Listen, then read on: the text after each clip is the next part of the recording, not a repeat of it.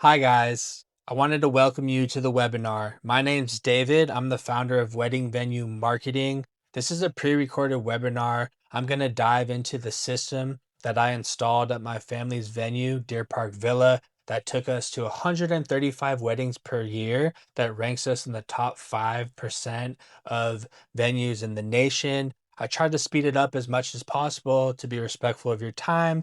I'm going to go over my experience marketing a wedding venue, and then I'm going to dive deeper into the exact same strategies and playbook that helped us scale. Before we get into anything technical, I want to start with something very real. I'm not here as a consultant who studied wedding venues from the outside. I'm not here because I picked a niche that sounded good. I work inside a wedding venue, a family run venue that is in Northern California called Deer Park Villa. And I've been involved in that day to day reality of running it, tours, inquiries, calendar staffing, vendors, and the constant pressure of filling dates. Over the last few years, we scaled that venue to roughly 135 events per year. That puts us in the top 5% of wedding venues nationally by volume. Now, I'm not saying that to impress you. I'm saying it because context matters. Everything I'm about to share was built while the venue was operating. Payroll still had to be met, dates still had to be filled. There was no room for theory or these nice ideas. For a long time, marketing felt reactive. If inquiries slowed down, we panicked. If ads stopped working, we guessed. If tours didn't convert, we blamed the season or the market, sometimes the economy. And honestly, this is something that just came to mind as I'm saying this. Years ago, more than 5 years ago, we were doing what most venues start with. We were listed on Wedding Wire, we were listed on The Knot, long time ago. We were playing in that world. There's a whole separate conversation there about listings, about owning your leads, about building your brand instead of competing with 50 other venues on the same page. That's its own discussion. And to be clear, I think venues need to understand both sides. But personally, I don't want to share my leads with anyone. I don't want to rent attention. I don't want to be one option in a grid. I want to own the relationship. And after you watch the rest of this training, that perspective will probably make more sense by the time we get through the video. Eventually, eventually guessing stopped being acceptable. We needed predictability, we needed clarity, we needed to understand what was actually working. So instead of guessing, we started building systems, one piece at a time inside the venue. Not because we wanted to become marketers, but because we needed more predictable tours. That's where this all started. If you're a venue owner and this is already feeling familiar, there's a link below where you can book a strategy call and talk with me and my team directly. So after a while, we started noticing something that didn't sit right with me. Things were okay. We weren't failing. We weren't desperate, but we also weren't in control. Inquiries came in, but they were inconsistent. Some months felt strong, while other months felt slow. And when something worked, we couldn't clearly explain why it worked. So we did what most venue owners do. We hired help. At one point, we worked with a local generalist agency, and to be fair, they tried hard. They did really good for what they could do, and they were good people, and I believe they were doing what they thought was best. But they covered a lot of different businesses. One week it was probably a dentist. The next week it was a restaurant he would mention that he worked with and a contractor. Wedding venues were just another vertical. Over time, the limitation became obvious. When you serve everyone, it's almost impossible to truly master one. Wedding venues have a very specific rhythm, seasonality, long decision cycles, emotional buyers, tours, follow ups, and timing that actually matters. That nuance doesn't come from effort alone, it comes from living inside it. That work wasn't bad, it was just generic. And generic work leads to okay results. I knew we had more in us than okay. I knew this venue could become world class, but okay was the ceiling with that approach. We also worked with a freelancer, and again, to be fair, he did some decent work, but the experience was very different from what we needed. It was very much a set it and forget it approach. That's what it felt like. Whenever I wanted clarity, real reports, real numbers, what was actually working, it felt difficult to get. A lot of times he was on a family trip, hard to reach. Sound familiar, right? Slow to respond. And there was this subtle feeling I couldn't ignore, like he thought he was doing us a favor just by being involved, not intentionally, just misaligned. But the mindset doesn't work when you're running a business that depends on bookings. I didn't need someone helping. I needed someone owning outcomes with us. That's when the real realization happened. The problem wasn't effort, it wasn't budget, it wasn't talent, it was focus and accountability. Generalists can only go so deep, freelancers can only stretch so far. That's when we went all in on one thing: wedding venues. The actual marketing stack behind a fully booked venue, once we accepted that this was a systems problem, the next question became simple.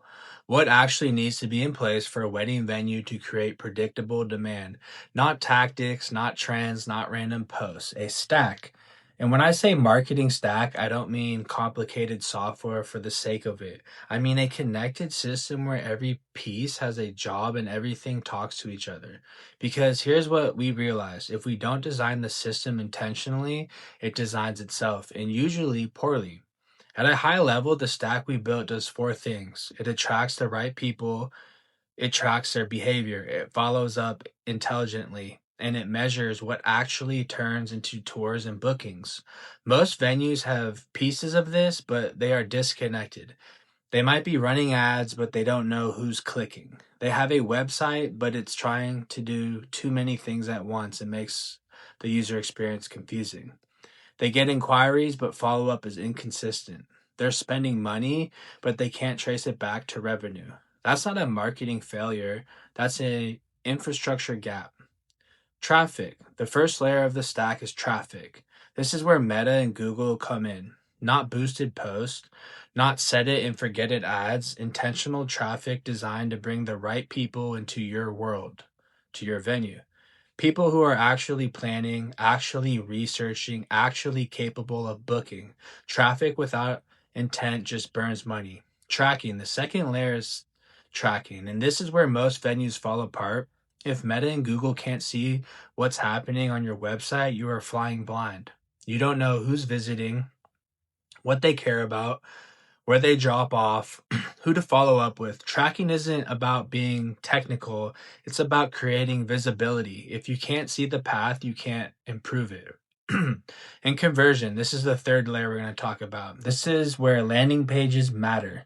A homepage is not a conversion tool, it's a brochure. When someone clicks an ad, they should land on a page with one job: move them one step closer to a tour. Top of the funnel, pages educate. Middle of the funnel, pages build trust. And when everything goes to one generic page, confusion wins. Clarity converts. Follow up and automations, the fourth layer. This is the part that's uncomfortable for a lot of venue owners, and it's critical though.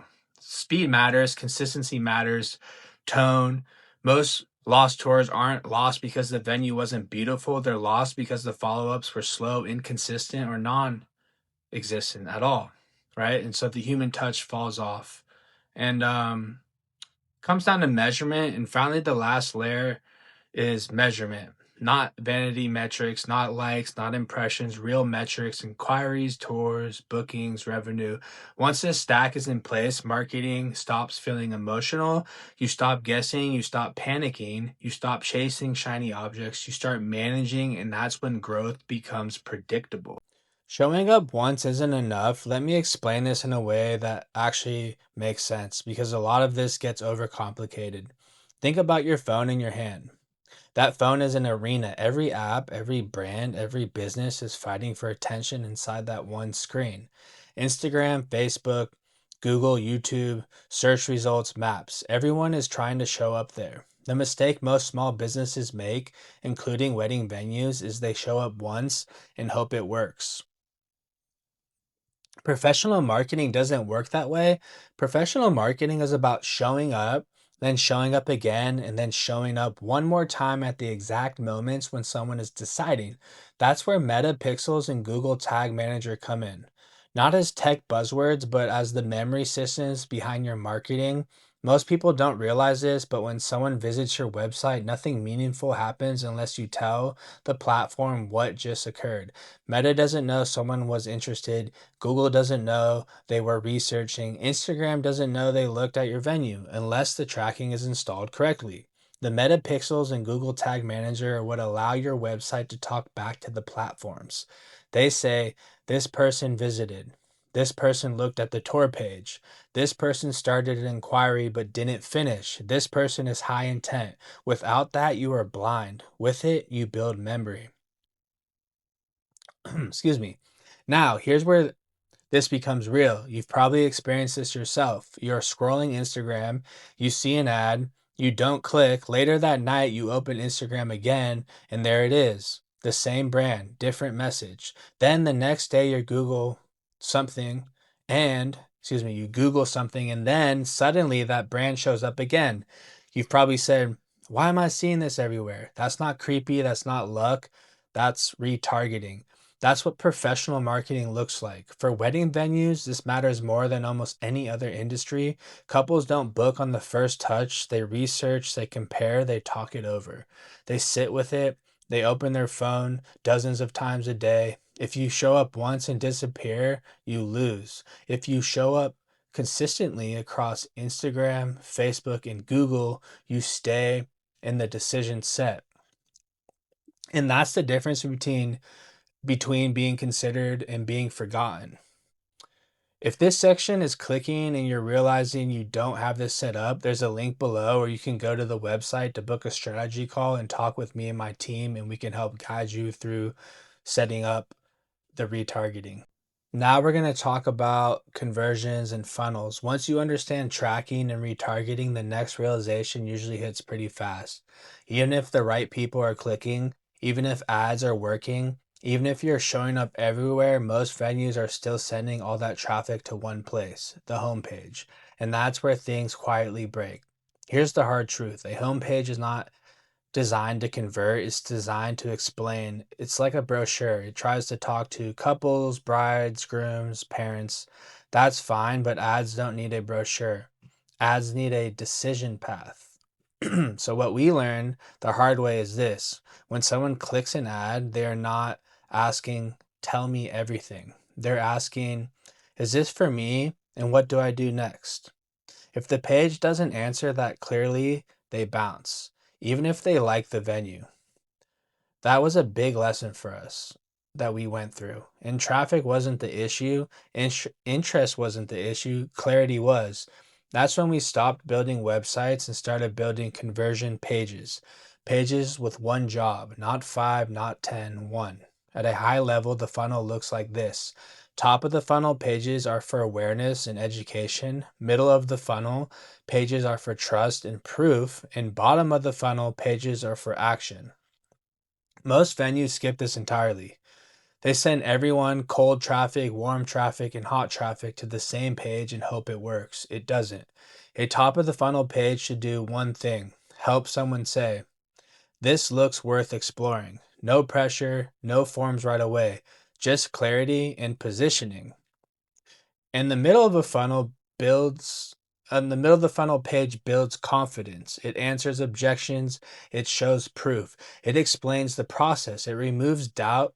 In the bottom of the funnel page asks for action. It will book a tour, check availability, start a conversation. When all three are blended into one page, people freeze. And when people freeze, they leave. This is where direct response marketing and venue operations intersect. You don't want more clicks, you want better clicks. You don't want more inquiries, you want qualified tours. Funnels aren't about manipulation, they're about respecting where someone is in their decision process.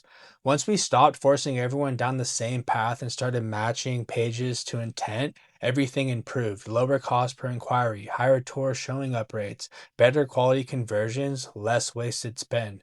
Because now every dollar had a purpose. This is also where data starts to matter. You can see which pages convert, where people drop off, what messaging moves them forward, what creates friction. Without dedicated pages, you'll never see that. You just see it didn't work. With funnels, you see why. That's one of the biggest differences between amateur marketing and professional systems. Professionals don't just drive traffic, they design the path. And once the path is built, optimization becomes possible, which leads directly into the next section.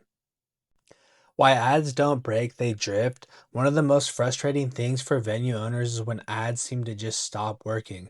Nothing's changed. The venue is still beautiful. The offer is the same. The page is the same, but leads slow down. I've experienced this at Deer Park Villa. Most people assume something is wrong. What we learned is that most of the time, nothing is broken, it's drifting. Marketing systems aren't static, people get fatigue. Audiences shift, platforms change how things are delivered. And what worked last month doesn't necessarily work the next month because it's not that it was bad, but because attention moves. That's normal. There are a few reasons this happens. First, messaging fatigue. People see the same creatives too many times, they tune it out. Performance drops quietly.